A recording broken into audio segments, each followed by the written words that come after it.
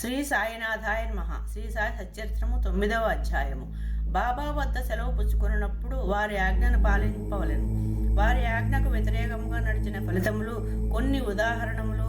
భిక్ష, దాని ఆవశ్యకత, భక్తుల అనుభవములు, షిరిడీ యాత్ర యొక్క లక్షణములు. షిరిడీ సందర్శనంలోని ఒక ప్రత్యేక విశేషమేమన బాబా అనుమతి లేదా ఎవరినూ షిరిడీ విడవలేకుండరి. బాబా అనుమతి లేక ఎవరైనా షిరిడీ విడిచి వెళ్ళినచో వారు ఊహించిన కష్టములు కొని తెచ్చుకున్న వారు అవుతుండ్రి. బాబా ఎవరినైనా బయలుదేరుడని సెలవిచ్చిన తర్వాత ఇక షిరిడీలో నుండరాదు. సెలవు తీసుకున్నట్టుకు బాబా వద్దకు భక్తులు పోయినప్పుడు బాబా వారికి స్పష్టముగానో లేక సూచనప్రాయముగానో కొన్ని సలహాలను ఇచ్చుచుండేవారు. బాబా ఆదేశానుసారం నడిచి తీరవలను. వ్యతిరేకముగా పోయినచో ప్రమాదములేవో తప్పక వచ్చుచుండడు. ఈ దిగువ అట్టి ఉదాహరణ కొన్ని ఇచ్చుచున్నాను. చాంత్యాకోట పాటిల్ ఒకసారి టాంగాలో గోపర్గాంలో జరుగు సంతకు బయలుదేరను. హడావుడిగా మసీదుకు వచ్చి బాబాకు నమస్కరించి గోపర్గాం సంతకు పోవుచుండినని చెప్పాను. బాబా అతనితో తొందరపడవద్దు, కొంచెం ఆగుము, సంత సంగతి ఇటుండ నువ్వు ఊరు విడిచి అసలు బయటికి ఎక్కడికి పోవలదు అని నేను సంతకు వెళ్ళవలనని తాంచే ఆతరతను చూసి కనీసము శ్రామానైనా వెంట తీసుకుని పొమ్మని బాబా చెప్పాను. బాబా మాటలను లెక్క చేయక తాంత్య హుటాహుటిన టాంగానెక్కి గోపర్గావ్ బయలుదేరాను. టాంగాకు కట్టిన 2 గుర్రములలో ఒకటి 300 రూపాయలు ఖరీదు పెట్టి కొత్తగా కొన్నది. మిక్కిలి చురుకైనది. షిరిడీ వదిలి సావుల్ విహిర్ దాటిన వెంటనే అది మిక్కిలి వడిగా పరిగెత్తసాగారు. కొంత దూరం పోయిన పిమ్మట కాలు మడదబడి అది కూలబడను. తాంత్యకు పెద్ద దెబ్బలేమీ తగలలేదు, కానీ తల్లి వలె ప్రేమతో బాబా చెప్పిన సలహా జ్ఞప్తికి వచ్చెను. మరొకప్పుడు కూడా ఇటులనే బాబా ఆజ్ఞను వ్యతిరేకించి కొలహార్ గ్రామమునకు ప్రయాణమై దారిలో టాంగా ప్రమాదమునకు గురి అయ్యాను. ఐరోపా దేశస్థుని ఉదంతం. బాబా బొంబాయి నుండి ఐరోపా దేశస్థుడకుడు ఏదో ఉద్దేశంతో బాబా దర్శనార్థము షిరిడీ వచ్చెను. తనతో నానాసాహెబ్ చందోర్కర్ వద్ద నుండి తనను గూర్చిన ఒక పరిచయ పత్రమును కూడా తెచ్చెను. అతని కొరకు ఒక ప్రత్యేక గుడారము వేసి అందులో సౌకర్యంగా బస ఏర్పాటు చేసిరి. బాబా ముందు మోకరిల్లి వారి చేతిని ముద్దెడవలనని కోరికతో అతడు 3 సార్లు మసీదులో ప్రవేశింప ప్రయత్నించెను. కానీ బాబా అతనిని మసీదులో ప్రవేశించుటకు నిషేధించెను. క్రిందగా మసీదు ముందు గల బహిరంగావరణలో కూర్చుండియే తమను దర్శించుకొనవచ్చుననిది. అతడు తనకు జరిగిన మర్యాదకు అసంతుష్టిపడి వెంటనే షిరిడీ విడవలనని నిశ్చయించుకున్నాడు. బాబా సెలవు పొందుటకు వచ్చాను. తొందరపడక మరుసటి దినము పొమ్మని బాబా చెప్పాను. తక్కిన వారు కూడా బాబా ఆదేశాలను పాటించమని సలహానిచ్చింది. ఆ సలహాలను ఖాతరు చేయక అతడు టాంగానెక్కి షిరిడీ నుండి బయలుదేరాడు. మొదట గుర్రములు బావుగానే పరిగెత్తినవి. సావుల్ విహర్ దాటిన కొద్దిసేపటిలో ఒక సైకిలు అతని టాంగాకు ఎదురు వచ్చాను. దానిని చూసి గుర్రములు బెదిరినవి. టాంగా తలక్రిందులయ్యను. ఆ పెద్ద మనిషి క్రిందపడి రోడ్డుపై కొంత దూరము ఏడవబడను. ఫలితముగా గాయములను బాగు చేసుకున్నటకే గోపర్గాంలో ఆసుపత్రి పాలైన. ఇటువంటి అనేక సంఘటనల మూలముగా బాబా ఆజ్ఞను ధిక్కరించువారు ప్రమాదముల పాలగుదురనియు బాబా ఆజ్ఞానుసారము పోవారు సురక్షితంగా నుందురనియు జనులు గ్రహించిరి.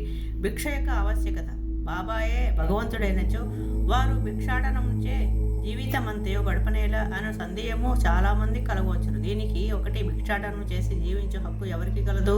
2 పంచశూరములు వారిని పోగొట్టుకుని మార్గమేది అన్న 2 ప్రశ్నలకు సమాధానంతో సమాధానపడను.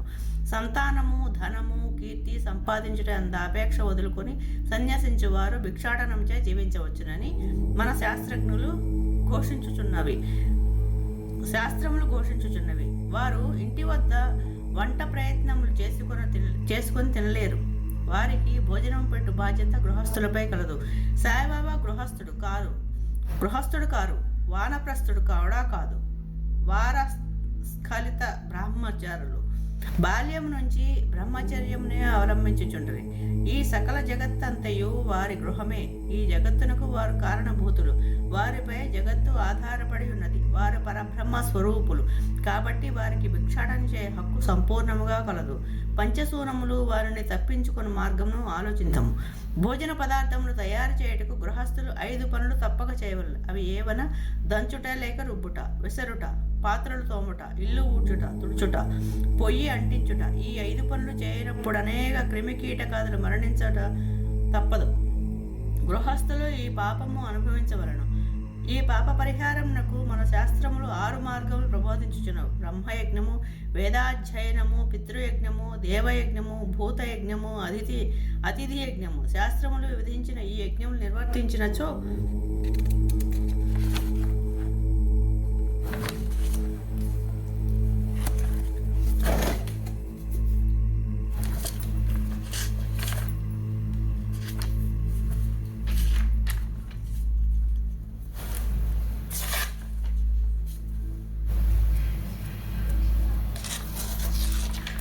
గృహస్థులు మనస్సును పాపరహితములుగాను మోక్ష సాధనకు ఆత్మ సాక్షాత్కారమునకు ఇవి తోడ్పడును. బాబా ఇంటింటికి వెళ్ళి భిక్ష ఎడుగుటలో ఆ గృహస్థులకు వారు చేయవలసిన కర్మను బాబా జ్ఞప్తికి తెచ్చినట్లయినది.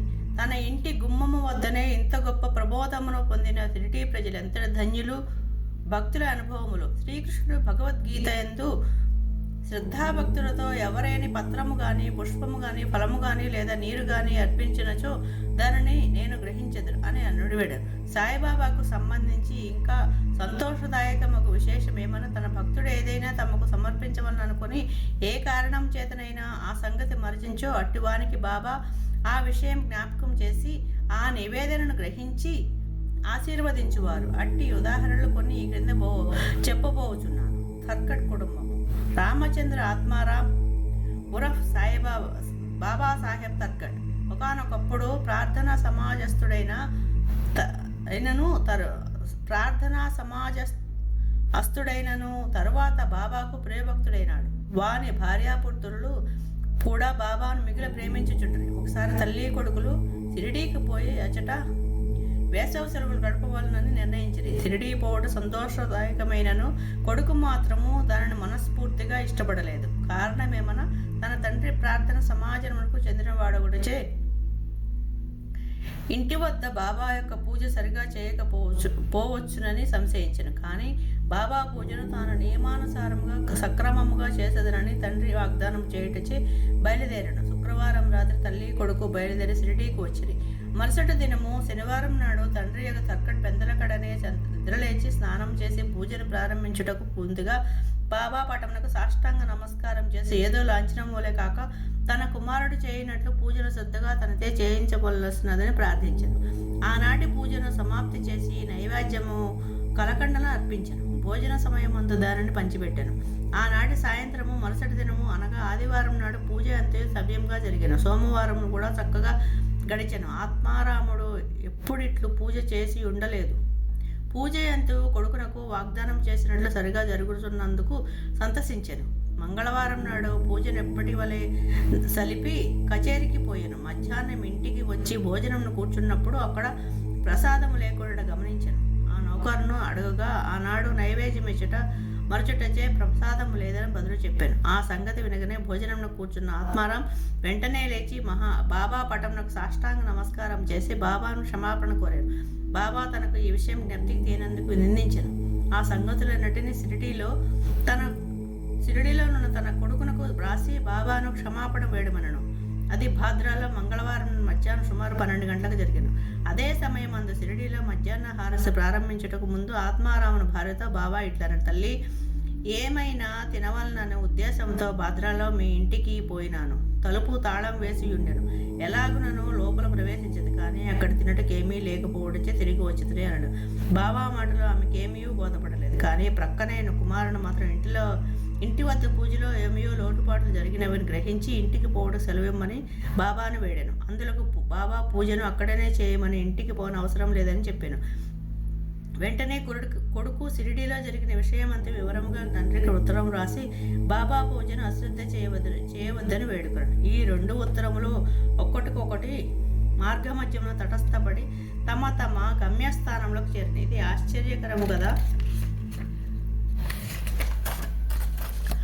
ఆత్మారాముని భార్య. ఇక ఆత్మారాముని భార్య ఒకసారి ఆమె 3 పదార్థములకు బాబాకు నైవేద్యం పెట్టుటకు సంకల్పించుకున్నాడు. అవి వంకాయ పెరుగు పచ్చడి, వంకాయ వేపుడు కూర, పేడ. బాబా వీనినెట్లు గ్రహించినో చూచెదము. బాబా నివాసియగు రఘువీర భాస్కర్ పురందరే బాబాకు మిక్కిలి భక్తుడు. అతను ఒకనాడు భార్యతో షిరిడీకి బయలుదేరుచుండెను. ఆత్మారాముని భార్య పెద్ద వంకాయల నుండి మిగిలిన ప్రేమతో తెచ్చి పురందరుని భార్య చేతికిచ్చి, ఒక వంకాయతో పెరుగు పచ్చడి, 2వ దానితో వేపుడు చేసి బాబాకు వడ్డించమని వేడను. షిరిడీ చేరిన వెంటనే పురందరుని భార్య వంకాయ పెరుగు పచ్చడి మాత్రం చేసి బాబా భోజనంకు కూర్చున్నప్పుడు తీసుకుని వెళ్ళాను. బాబాకు ఆ పచ్చడి చాలా రుచిగా ఉండేది కాన దానిని అందరికీ పంచిపెట్టాను. వెంటనే తనకు వంకాయ వేపుడు కూడా అప్పుడే కావాలని బాబా అడిగాను. ఆ సంగతి భక్తులు రాధాకృష్ణమాయికి తెలియపరిచింది. అది వంకాయల కాలం కాదు కనుక ఆమె ఏమీ తోచుకుండెను.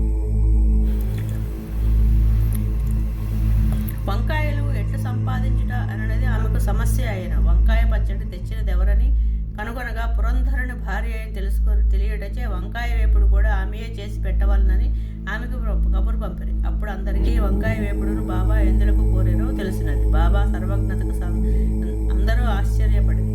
1915 డిసెంబర్లో గోవింద బాలారాం మాన్కర్ అనేవాడు షిరిడీకి పోయి తన తండ్రితో ఇతర క్రియలు చేయవలననుకున్నాడు. ప్రయాణమునకు పూర్వము ఆత్మారాముని వద్దకు వచ్చాను. ఆత్మారాం భార్య బాబా కోరిక ఏమైనా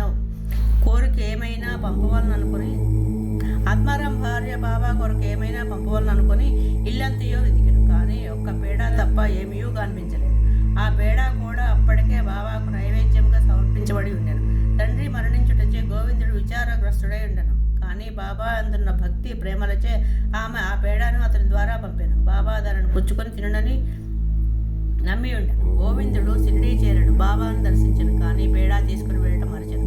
బాబా అప్పటికీ ఊరకుండాను. సాయంత్రం బాబా దర్శనంకి వెళ్ళినప్పుడు కూడా అతడు పేడా తీసుకుని పోవడం మరచను. అప్పుడు బాబా ఓపిక పట్టగా తన కొరకు ఏమి తెచ్చినావని అడిగిన. ఏమీ తీసుకుని రాలేదని గోవిందుడు జవాబిచ్చాడు. వెంటనే బాబా, నీవు ఇంటి వద్ద బయలుదేరినప్పుడు ఆత్మారాముని భార్య నా కొరకు నీ చేతికి మిఠాయి ఇవ్వలేదా అని అడిగాను.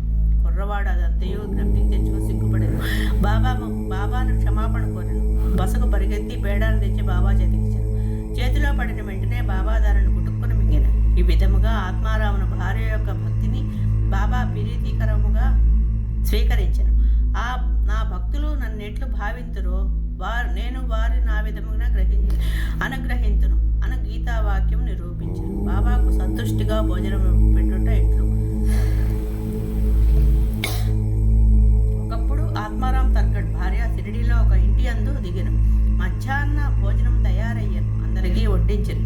ఆకలితో ఉన్న కుక్క ఒకటి వచ్చి మొరుగుట ప్రారంభించిన. వెంటనే తర్గడ్ భార్య లేచి ఒక రొట్టె ముక్కను విసిరాడు. ఆ కుక్క ఎంతో మక్కువగా ఆ రొట్టె ముక్కను తినడు. ఆనాడు సాయంకాలం ఆమె మసీదునకు పోగా బాబా ఆమెతో నెట్టిన, తల్లి, నాకు కడుపు నిండా గొంతు వరకు భోజనం పెట్టినావు. నా జీవశక్తులు సంతృష్టి చెందినవి. ఎల్లప్పుడూ ఇట్లనే చేయము.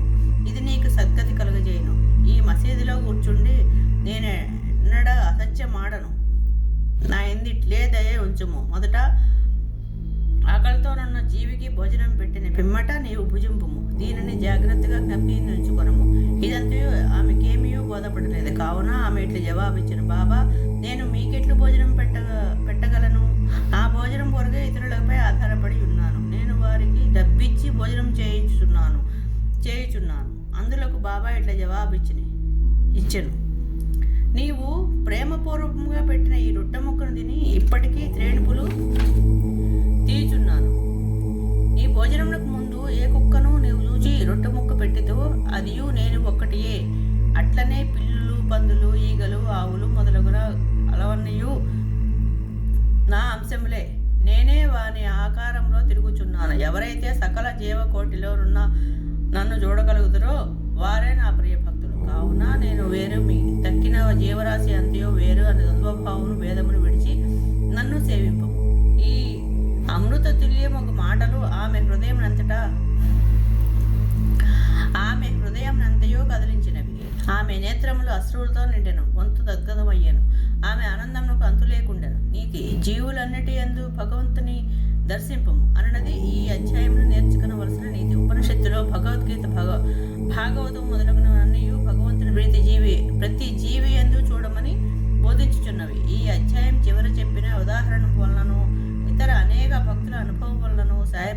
ఉపనిషత్తుల్లోని ప్రబోధములను తమ ఆచరణ రూపమున చూసి అనుభవపూర్వకంగా నిర్ధారణ చేసి ఉన్నారని స్పష్టమగును. ఈ ఉపనిషాది గ్రంథములలో ప్రతిపాదించబడిన తత్వమును అనుభవపూర్వకంగా ప్రబోధించిన సమర్థ సద్గురుడే శ్రీ సాయిబాబా. 9వ అధ్యాయము సంపూర్ణము. సద్గురు శ్రీ సాయినాథార్పణమస్తు. శుభం భవతు.